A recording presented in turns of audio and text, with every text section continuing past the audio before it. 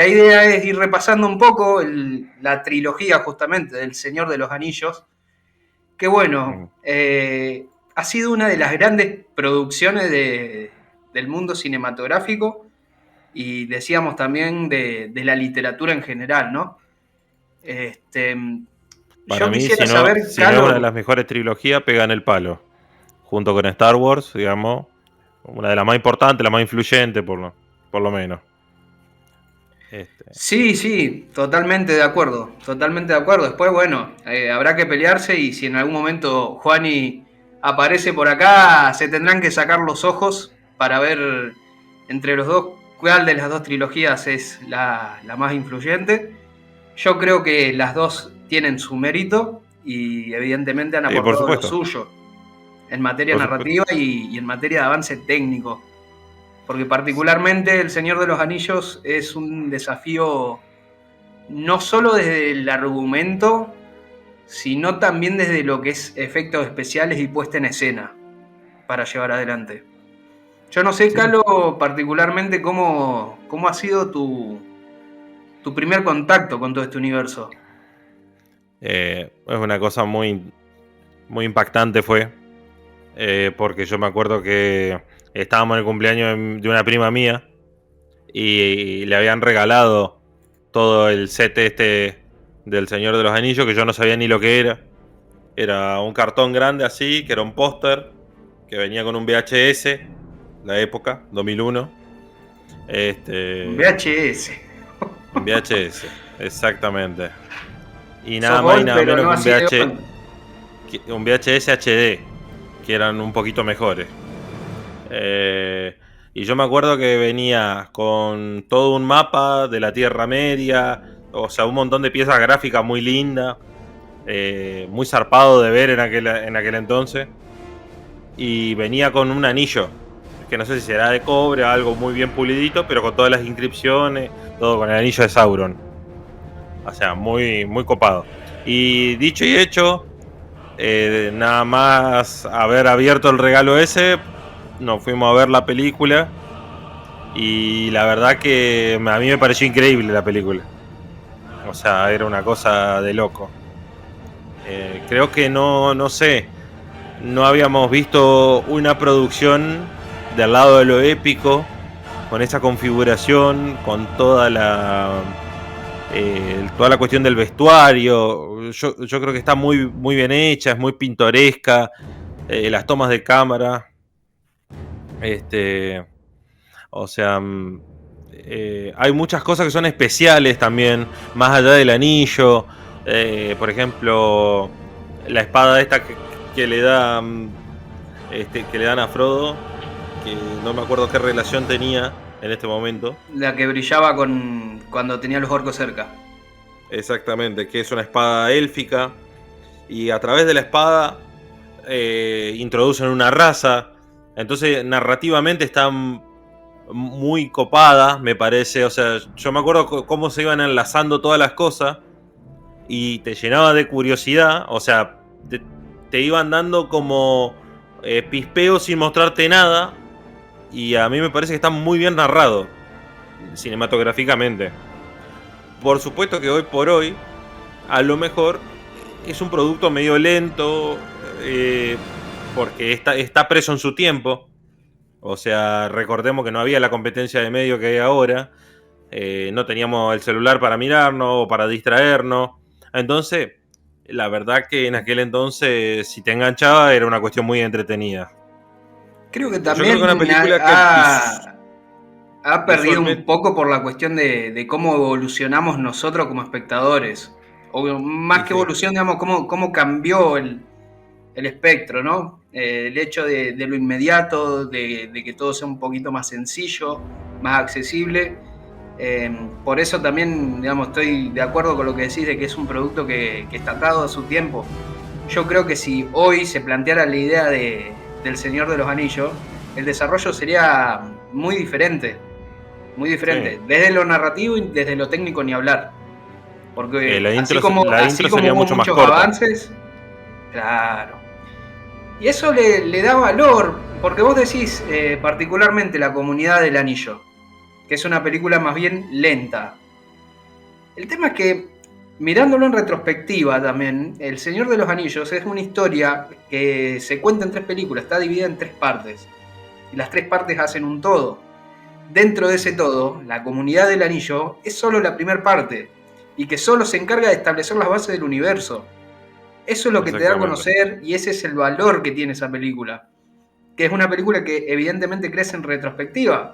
Porque sí, Las Dos Torres y El Retorno del Rey la superan ampliamente en lo que es epicidad. Pero eso también lo permite porque la otra estableció muy bien las bases, y las otras pueden crecer a partir de ahí. Eso me parece súper valioso. Sí, es verdad.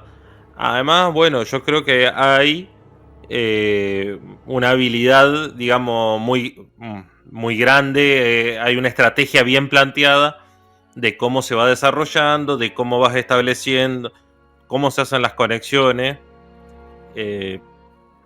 Y creo, digamos, que de todas maneras merece ser lenta. Porque tiene que ir introduciendo todas las cuestiones. Es una película más pintoresca que Las Dos Torres o El Retorno del Rey, donde Las Dos Torres está más llena de aventura y batalla, y El Retorno del Rey es una batalla tras batalla tras batalla, que creo que hasta uno empieza a sentir el cansancio de los guerreros de tantas batallas, una detrás de otra. Que una película más pintoresca y necesariamente más colorida también. Sí, sí. Porque es, bueno, Juli dice, la primera funciona de gancho, y es justamente eso.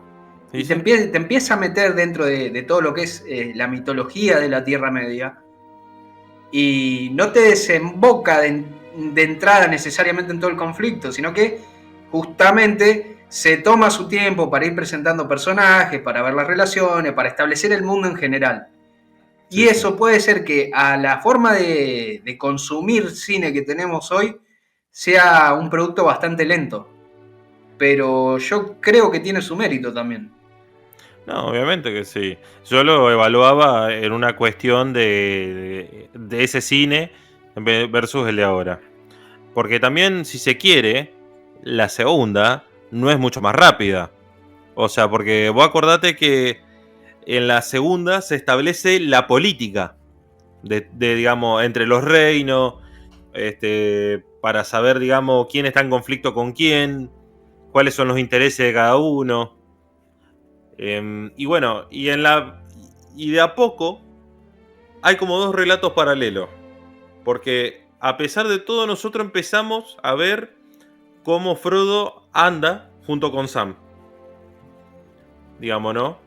Y a mí me pareció siempre, esto lo digo en retrospectiva, no lo analicé en su momento, pero a mí siempre me pareció que frente a la tentación funcionaban como, si hablamos psicológicamente, como Sam, como su super yo, y Frodo como su yo, como él mismo.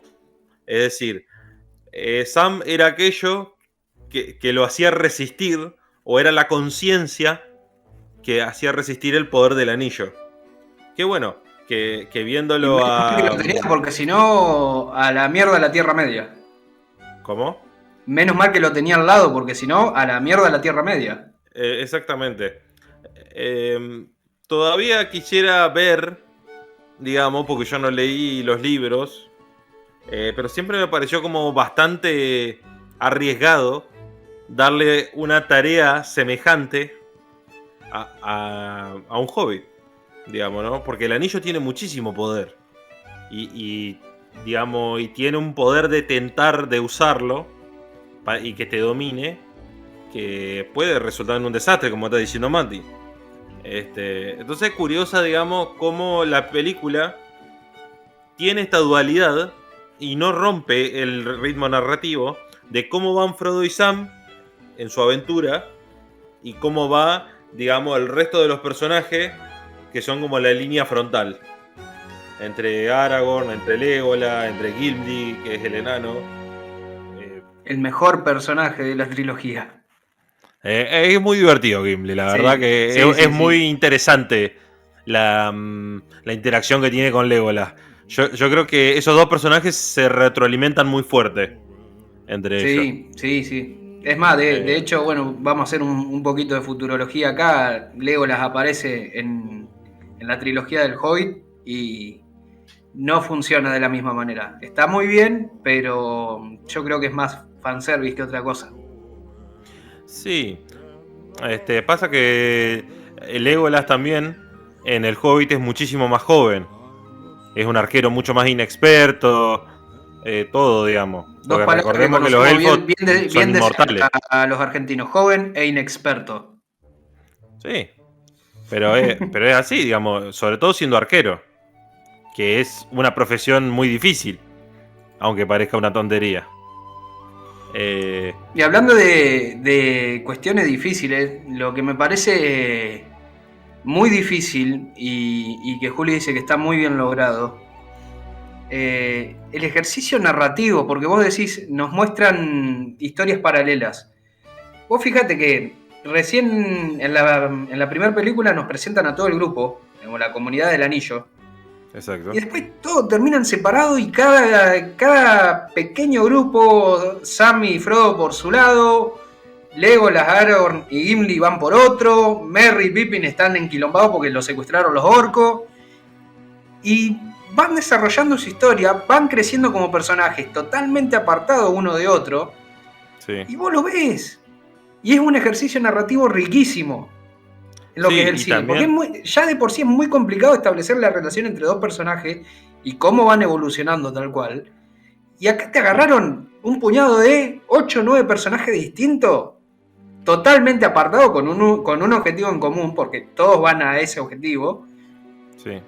Y vos lo ves y fluye naturalmente y cómo van creciendo y ni hablar después cuando se reencuentran. Y digamos, dentro del mundo ese, ¿no? Cada uno con su política totalmente diferente, digamos, ¿no? O sea, de reinos diferentes, digamos, ¿no?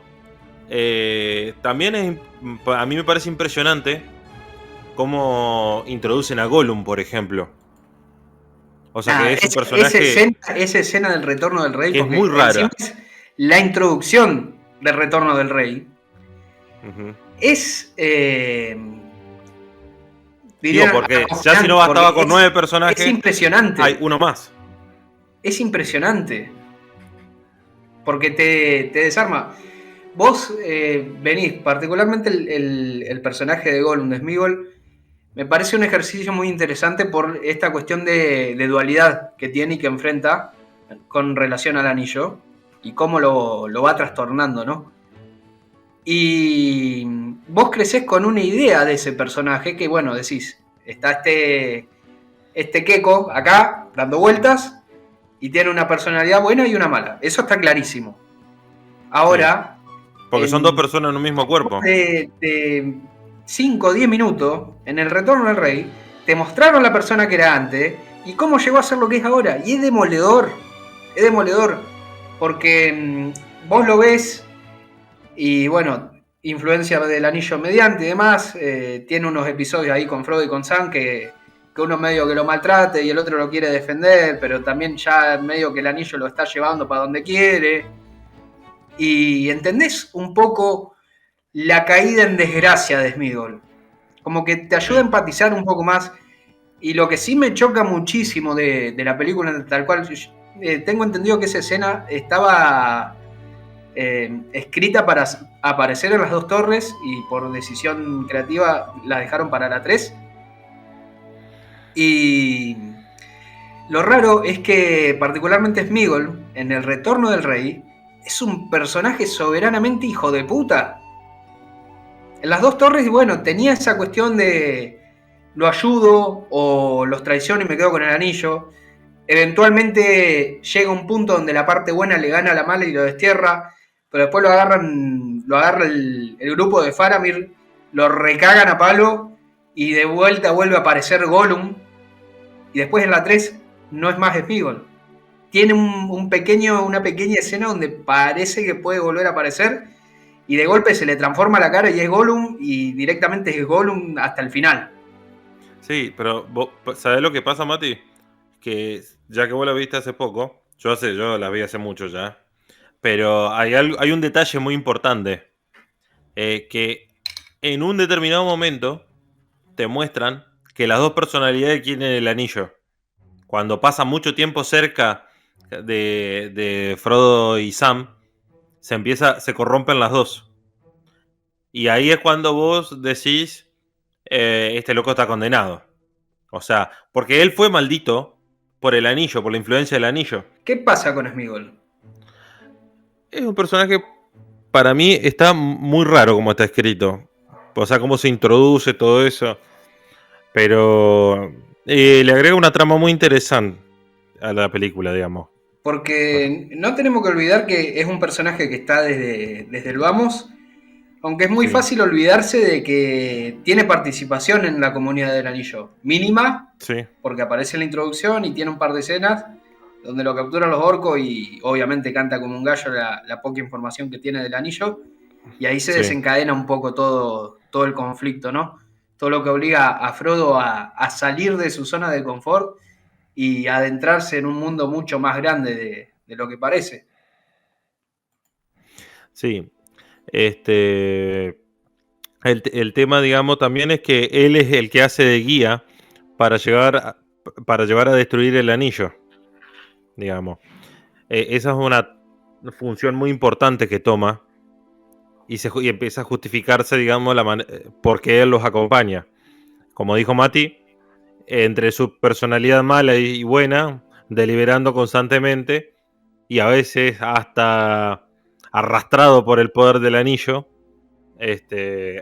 a ver si los ayuda o los traiciona. Como por ejemplo cuando los hace caer en el nido de la araña, que usa la pócima esta que no sé si le das un golpecito, brilla con una gran intensidad, y usando la espada y protegiéndose con la cota de escamas élfica, que supuestamente tanto la espada como la Creo que es de los enanos. pesa como una pluma. Creo que es de los enanos la cota, Carlos. ¿Cómo? Creo que es de los enanos la cota. No es élfica. ¿Es de los enanos? Es de los enanos, me parece. Pero vos, fuiste de lleno a una de las escenas más tensas que tiene la trilogía, tal cual. A ver, porque no deja de ser una aventura épica, pero cuando se pone en modo, bueno, hay cosas tétricas en este mundo también, guarda, porque tiene un par de escenas, a ver, perdónenme, me voy a inmolar de vuelta, pero para mí lo menos inspirador de todo es el diseño de Sauron. Digamos, la primera aparición que tiene cuando está en la primera batalla con Isildur y demás, para mí lo menos inspirador es el diseño de Sauron. No así, por ejemplo, un caballero gótico. El Rey Brujo. Es un caballero gótico. Pero el Rey Brujo también cae en ese esquema. Y sin embargo me parece mucho más icónico como tal. De hecho, vamos a hacer un poco de mea culpa acá, porque muchas veces yo pensaba que ese era Sauron. O por ejemplo, otro error de interpretación mío, o una sobreinterpretación, Carlos, con tu amigo Eco, que te gusta tanto, el hecho de que los Nazgûl, para mí, eran las criaturas que ellos montan. Y los reyes eran espectros nomás, no tenían nombre, pero para mí los Nazgûl eran las criaturas aladas. Y después resulta que tienen otro nombre, no sé si son dragones, Draco, Wyvern o como quiera llamarle, como le ha llamado Tolkien. Los Nazgûl son los caballeros de Wyvern. Los Nazgûl son los reyes malditos por los anillos de poder, digamos. Claro, exactamente. Pero son los... 29 años para darme cuenta de eso. Sí, son los caballeros que montan Wyverns, digamos. Que están en una forma espectral, digamos. Y tiene la particularidad que está bien... ¿cómo es? Que está bien explotado, que ningún hombre lo puede matar en batalla. Hasta que hay una mujer peleando y se muere, literal. Digamos que lo aniquilan entre dos porque recibió la asistencia. Mirá, justamente cómo establecen el mundo, porque evidentemente te va presentando personajes y cada uno de los personajes que te presentan responden a una raza diferente que convive dentro de ese mundo. Por eso yo digo que fue un desafío muy grande la puesta en escena del Señor de los Anillos, por todo lo que tiene que presentar en pantalla. Sí. A ver, no lo quiero dejar pasar esto, nobleza obliga. Y no solo eso, y sino que enhorabuena tenés... y todas las zurras y los aplausos que se merezcan a la gente de Weta Workshop, que fueron los encargados de los efectos especiales y de la creación de prácticamente todo el universo del Señor de los Anillos, de las armaduras, las espadas, las criaturas, porque la verdad que la rompieron toda. Y bueno, también a los actores, porque Ni en una de las hablar. peleas contra los Uruk-hai, la pelea se descontroló tanto que que los actores estaban peleando en serio. O sea, eso es una batalla campal en serio. Digamos, o sea, se habían sacado tanto con la filmación que ya era en serio, digamos. Ya no era más actuado. De hecho, tuvieron varios lesionados después de tomar esa escena. Vos pensás acá lo que Este, también sale en un momento, en una época donde la industria del cine empieza a cambiar, porque ya tenemos el antecedente de Matrix, que sí, medio que había marcado un poco la punta de lanza con lo que era avance de efectos digitales y demás, ni hablar de sí, que hay ejemplos previos. No al pedo sí, hablamos de Terminator 2, que a sí, día sí. de hoy, 30 años después, todavía está vigente. Bueno, por ejemplo, el Pero Balrog es impresionante como ahí bestia. va. Y lo que me parece más impresionante es que todas estas Sí, criaturas, todo el universo en general, las estructuras y demás, eh, sí tienen, digamos, ¿cómo se le puede decir? Eh, Tienen un upgrade desde lo digital, pero se apoyan mucho en lo analógico, porque son miniaturas y son esculturas. ¿Viste que hablábamos sí, sí, el programa anterior de las esculturas de los monstruos de Doom? Bueno, acá sí, pasó lo mismo, porque tuvieron que hacer todas las esculturas para que después los animadores tuvieran un modelo a seguir. Lo mismo que pasó con Goro y demás. La técnica en esencia es la misma, pero lo hicieron. Ahora, lo que sí me parece que marcó el avance tal cual se da con los escenarios. Porque, a ver, esto no es misterio para nadie. El Señor de los Anillos se filmó en Nueva Zelanda. Y Peter Jackson se tomó el laburo de viajar y de recorrer el mismo lugar, ir fotografiando, imaginar cómo quería que fuera cada escena. Y digamos que cuando llegaba a la parte de Weta ya tenía una dirección bien establecida, cómo quería que se viera todo, cómo tenía que llevarse a cabo la acción, los planos y demás. Laburo de director de cine, sí. inevitablemente. Pero se Eh, apoyaron también en la cuestión de las miniaturas, porque, a ver, vos ves, por ejemplo, la comarca, Hobbiton, ves Isengard, ves Mordor, ves Rivendell, que son una locura, Minas Tirith ni hablar.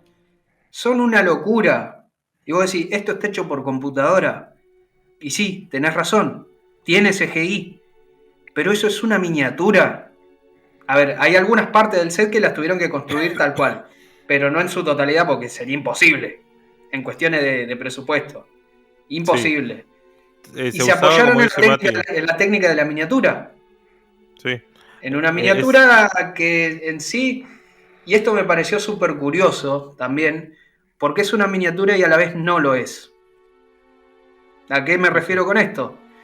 Eh, es lo que llaman maxitura, bigature, que es Ujú. un modelo en miniatura, pero a gran escala. Es una miniatura que en total, todo el escenario, tiene entre 7 y 9 metros, donde podés ampliar el nivel de detalle a niveles que son una locura, donde podés jugar con el movimiento de las cámaras.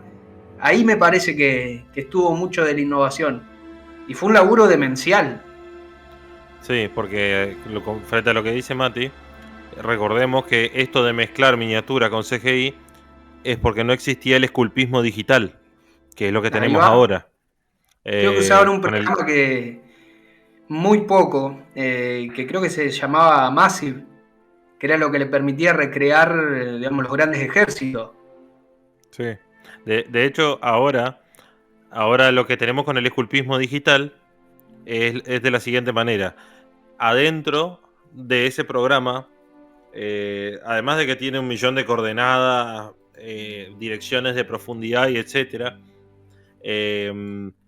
Se maneja con el mouse y adentro tiene, cuando vos arrancás el programa, tiene una bolita, es una esfera. Todo arranca así, cualquier diseño arranca así y se moldea, digamos, con el mouse, y tiene una consistencia o una sensibilidad, pongámosle varios términos, como si fuera arcilla. Entonces vos podés, con tu puntero, decir qué diámetro tiene tu dedo digital, por así decirlo, y vas moldeando de a poquito. También hay comandos, arreglos, un montón de cosas. Yo lo conozco así básicamente. Lo que sí me impresionó es cómo tomaron la densidad o resistencia de un material real que se utiliza, es el más antiguo del mundo, quizá, que es la arcilla para esculpir, digamos. Y esas características están traducidas dentro del software. No, totalmente. Es un laburo que ha marcado un precedente en la industria cinematográfica y ni hablar, digamos, en el entretenimiento en general. Porque, bueno, nosotros estamos hablando acá de lo que son avances digitales, pero no tenemos que olvidar que además de todo esto, cada criatura es un actor caracterizado, o por lo menos el grueso de ellos, que después se replica. Los Uruk-hai, es todo laburo de maquillaje. Ni hablar de, obviamente, los hobbits, ni hablar de los elfos, o por lo menos lo más recurrente, ¿no? Gandalf mismo, tal cual, se tenía que comer un par de horas sentado en la silla de Ian McKellen para que le agregaran las prótesis, la barba y el pelo. Los dos magos, para mí, están increíbles de caracterización. Es impresionante. No, además la talla de actores que eligió Peter Jackson para estos personajes. Sí, porque sí. Lo tenés a Christopher Lee, posiblemente el segundo Drácula más icónico, y bueno, para los más nuevos, el Conde Dooku. Y ni hablar, Ian McKellen, que bueno, nosotros lo tenemos identificado con Magneto, que más o menos medio que le enquilombó un poco la aparición ahí en El Señor de los Anillos, pero lo pudieron resolver. Sí, porque eran muchísimas horas de filmación, como dice Mati, y muchas de esas horas pasaban maquillando los personajes nada más. Calculá que de una jornada tenían entre 3 y 4 horas para ponerse todo el traje, digamos, y después, una vez terminada la jornada, tenían 2 horas más para sacárselo. Sí, a ver, lo que me jornada fulera. Cuando me enteré, era que, ¿viste los Hobbits? Era todo un truco de cámara para filmar, para que pareciera que tuvieran la altura. Eso a mí me vuela la peluca hasta el día de hoy. Desde perspectivas falsas, y bueno, en las escenas que eran un poquito más complicadas sí usaban dobles de cuerpo, con actores que no pasaban el metro 10. Sí. Así que bueno, yo creo que El Señor de los Anillos está lleno de escenas épicas, que son épicas en serio, no porque es de batalla medieval épica, sino que muy significativa, como Auron, como Aragorn lanzándose con la espada a 2 manos contra todo el ejército. O sea, que vos decís, eso de no rendirse, o sea, eso tener huevo, digamos, y está lleno de todas las cosas que hace una aventura épica, digamos, ¿no? O sea, hasta la cuestión política de la película se maneja no realísticamente, sino como una cuestión muy épica, entre alianzas, traiciones, etcétera, digamos, todo con las cuestiones que tienen que ver más con pasar al grano. Sí, porque no con leyes a ver, en particular, a medida que te va presentando distintas razas y distintos reinos, digamos, de los hombres, ves la relación que tiene entre los reinos. Ves que Gondor prácticamente no tiene cabeza. Está al mando de un tipo que hace la suya. Sí. Bueno, lo tenés justamente a Aragorn, que renegó, digamos, de la herencia y se dedica ahí a vivir su vida. Tenés a Rohan, que está controlado por Saruman desde las sombras y está en plena decadencia, a medida que lo vienen atacando los aliados de Sauron. Tenés a los hobbits, que también viven su vida despreocupados de todo el mundo. Y los elfos, que dijeron, bueno, yo acá ya hice lo que pude en la batalla anterior y me empiezo a tomar el palo, arréglense, muchachos. Bueno, después a lo último, medio que recapacitó, intentó mandar ayuda un par de veces, cosa que está muy bien también, ¿no? Sí, porque Creo recordemos que si que... todos son criaturas que forman parte de este mundo, inevitablemente se tenían que involucrar de alguna forma u otra. Eh, Mira, justamente, y hablando de lo que son efectos especiales y mezcla de técnicas, los Ents. Sí. Los Ents son animatrónicos. Por lo menos Mira, eso no el lo de sabía. Bárbol, digamos, el protagonista o el Ent más conocido, o por lo menos el único que tiene identidad, o el único que nos Sí, sí. mostraron a nosotros, es un animatrónico como de 4 metros. A la mierda, no tenía idea de Que eso. sí, que debe estar retocado con CGI, no tengo ninguna Sí, duda, pero el un animatrónico poquito quedó más, sí. tan bueno que para lo que Muy bueno. son, digamos, planos cerrados lo usaron. Sí, sí, sí. Por eso Eh, digamos, no solo es un mundo épico de aventura y de fantasía bestial desde el relato, desde la puesta de escena, sino que también me parece bestial desde lo que es materia de producción. Y eso creo que le termina dando un valor más, aparte de lo que es el entretenimiento en sí. sí, pero todo bien hecho también, ¿no? O Ni sea, bien hablar. desarrollado, bien enlazado. Este, creo que eso es lo que o sea, todo trabaja como una pieza de relojería muy fina y bien aceitada. Digamos, eso creo que es lo más increíble de ver que no se les chispotea nada. Y eso Digamos, es el laburo de un grupo de personas que se puso la campaña al hombro y con mucho amor por el material original dijeron, bueno, queremos hacer esto y queremos que se haga bien y que sea un antes y un después dentro de todo. La cantidad de premios que ganó también. Por ejemplo, El Retorno del Rey tiene 11 premios Oscar abajo del sí, bolsillo. es una locura. No es poca cosa, para No, nada. no. Es más, yo creo que bueno, Peter Jackson después sigue con su carrera. Tiene el remake de King Kong que ya lo tratamos un poco cuando hablamos del Monsterverse. Ujú. Y después se volvió a involucrar con el universo del Señor de los Anillos, con el universo de Tolkien, de la Tierra Media, a través de lo que es la historia del Hobbit. Una ida y una vuelta que tuvimos un pequeño atisbo, creo que particularmente en la comunidad del Anillo, que es el libro que está escribiendo Bilbo sobre sus aventuras. Y Ujú. bueno, las cosas que hicieron grande al Señor de los Anillos, a la trilogía original tal cual, están. Pero creo que mucho también está mucho más masticado, mucho más suavizado. Ya es un producto de otro tiempo. Sí, sí. Y Es se más nota la moderno. diferencia. Es más moderno. Es así.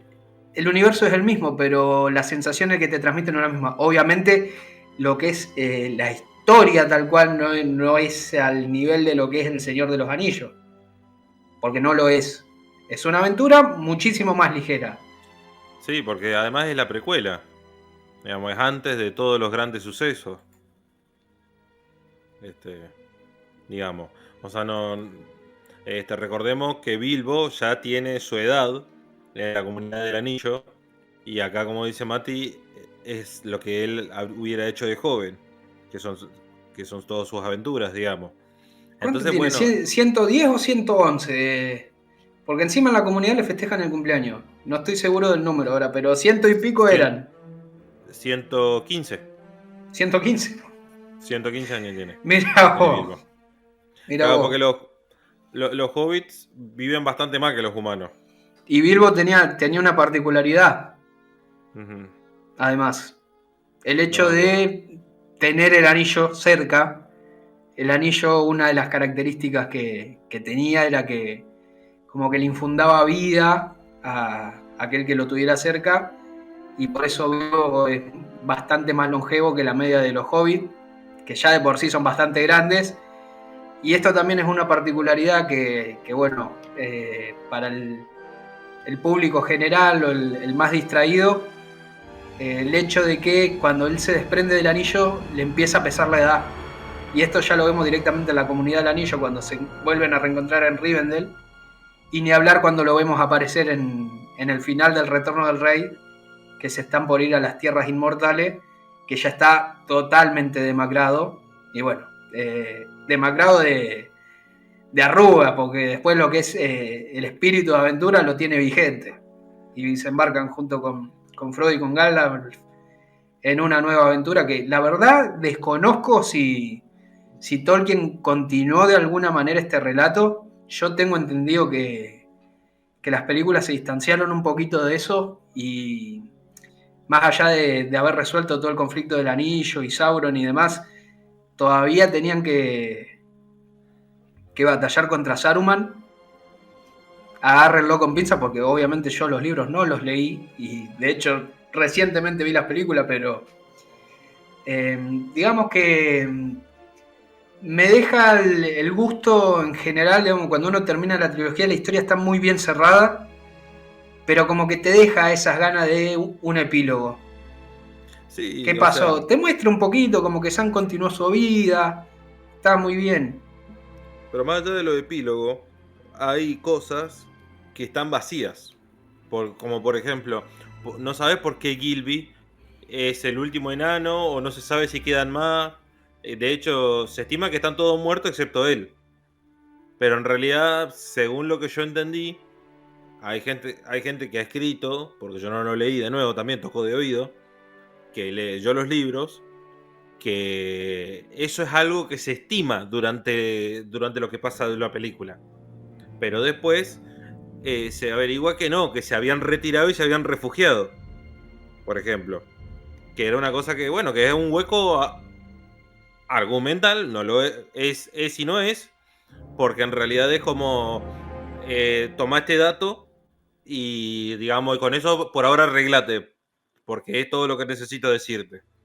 Digamos, entonces quedan esas curiosidades ahí, digamos, o también, por ejemplo, los elfos, ¿por qué no tenían ganas de ayudar? Como dijo Mati, porque en realidad los elfos sufrieron un poco una traición de parte de los humanos, digamos, cuando el último rey sucumbió al poder del anillo, en vez de destruirlo, digamos. Entonces hay otro gran porqué, digamos, este loco buscaba tanto el anillo, o por qué sucumbió y todo eso. Digamos, bueno, pero yo creo que son huecos obligatorios, porque esto es gigante, las versiones extendidas aún no te dicen todo lo que está en el libro, pero está mucho más completo. Así que imagínense, y son películas que no sé, ¿cuánto tienen, Mati? 4 horas y Y media. prácticamente 4 horas, promedio de 4 horas. Bueno, hay que comprar dos marcadores. O sea, Tres, uno por película. uno por película. Uno por película. Ya como para ir cerrando un poquito toda esta cuestión, porque evidentemente yo creo que esto es un primer acercamiento que estamos haciendo nosotros al universo del Señor de los Anillos. Eh, Sí. Seguramente vamos a volver y con Juan y acá presente, obviamente la dinámica va a ser distinta y estoy seguro que el Narigón tiene muchas cosas más para decir que nosotros, porque evidentemente Exactamente. se debe estar quedando con las ganas hoy. Sí. Y para decir, ¿es una saga que vos recomendarías? Sí, si te gustan las historias medievales, sí. 10.000 veces sí. Y también te recomendaría que si te gustan los videojuegos, que no es algo que no tocamos, pero lo voy a decir así nomás por arriba, todos los videojuegos que salieron del Señor de los Anillos están muy buenos. La verdad que son muy, muy buenos juegos, digamos. Ahí tenemos la excusa para volver a este universo. Sí, que no los vamos a tratar, pero digamos, pienso que es una pieza de entretenimiento muy buena. Sí, y que si no lo viste o no tenés contacto, eh, puede ser un poquito difícil de entrar, quizá, por lo que dijimos, pero si te gusta la cuestión medieval, estoy seguro que que te va a llamar la atención, te va a gustar, porque la forma de relato sigue estando muy buena. La producción es magnífica, como ya hemos llenado de detalle acá a mano de Mati, con todos los detalles que él tenía y cuestiones que yo incluso no conocía. Así que pienso que es un gran producto. Eh, Me atrevo a decir que, como dije, que si te gusta ese tipo de productos, o sea, de fantasía épica medieval, o el medioevo como tal, creo que es una pieza casi atemporal. Es algo, digamos, que no tenemos otro referente por el estilo.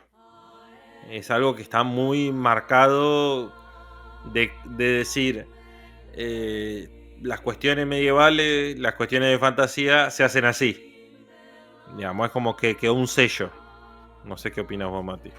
No, totalmente de acuerdo. A ver, yo creo que ese es el desafío personal que se planteó Peter Jackson en su momento, que una de las motivaciones que tenía para llevar adelante El Señor de los Anillos, además evidentemente del amor que tenía por los libros, es esa cuestión de que la fantasía épica no se había explotado como tal en el cine, y yo creo que lo logró. Sí, Y mira, como para resumirlo así tal cual, si vamos a las claras, ¿lo recomendás, no lo recomendás? Y como está tan de moda hoy decirlo no, y yo te tengo que decir que El Señor de los Anillos es cine. sí, sí. Te tengo que decir que El Literal. Señor de los Anillos es cine. ¿Viste cómo algunos directores de cine empiezan a ejercitar de alguna forma esas pequeñas apariciones, esos cameos que tenemos en la película, que de hecho Peter Jackson aparece varias veces, Sí. algunas veces más disimulada que otras dentro de la trilogía? Acá tenemos algo que nos manda el señor Juan Ignacio Fisore. Sí.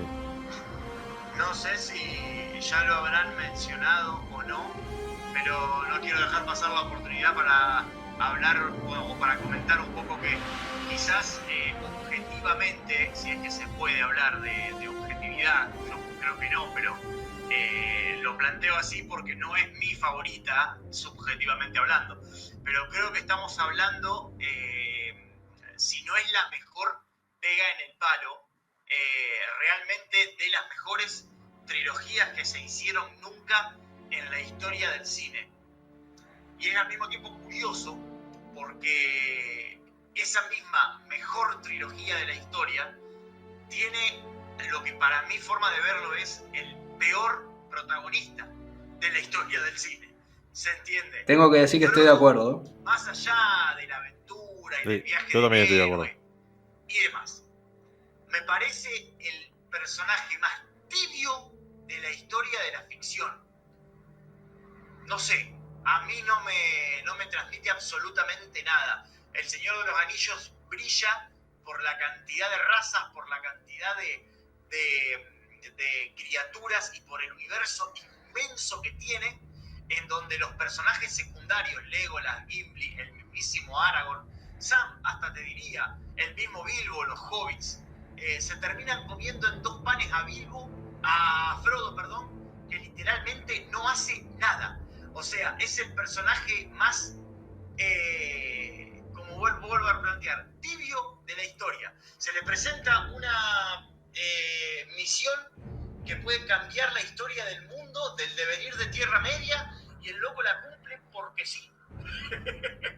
Eso es lo que yo opino de Frodo. No tiene ambición, no tiene convicción, no tiene visión de futuro, no tiene nada. Es un garrón de personaje. Y al mismo tiempo no deja de ser el protagonista de, creo yo, el logro cinematográfico más importante de toda la historia, técnicamente, narrativamente, en cuanto a creación de universo, en cuanto a desarrollo de personajes, de toda la historia. Saludos a mis queridos colegas de Superfreak, que estoy en la radio viajando, perdón, en la radio, estoy viajando, estoy en la ruta en este momento y por eso no pude formar parte del programa, pero igual lo vengo escuchando acá en el auto y la verdad me encanta cómo lo han podido sobrellevar. Problema técnico va, problema técnico viene, pero no quería dejar pasar la oportunidad de saludarlos y de remarcar la importancia para el medio audiovisual del Señor de los Anillos. Bueno, muchísimas Acá las palabras del sabio, dijo. Exactamente. Yo igual hago una observación sobre Frodo. Yo no lo voy a defender, porque yo opino lo mismo que ustedes, pero sí creo, ¿no nos habrán mentido? Y nos metieron el perro de decir que era el personaje principal, y a lo mejor es una herramienta. Porque yo creo que Frodo sí funciona muy bien como la carga pesada que significa el anillo. O sea, como el sacrificio, el dolor que está dentro de la aventura. Digamos, como la parte de sacrificio.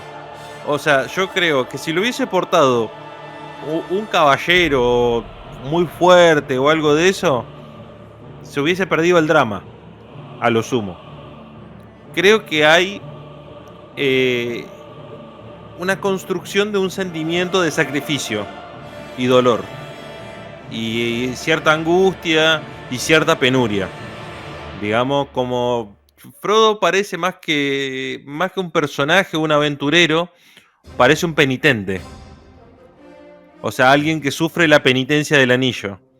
O sea, la influencia, todo esto. Y Sam, si se quiere, como yo dije hoy, psicológicamente, en esta dualidad de yo super yo, o también lo podemos ver como una persona, como que Sam es su ángel de la guarda.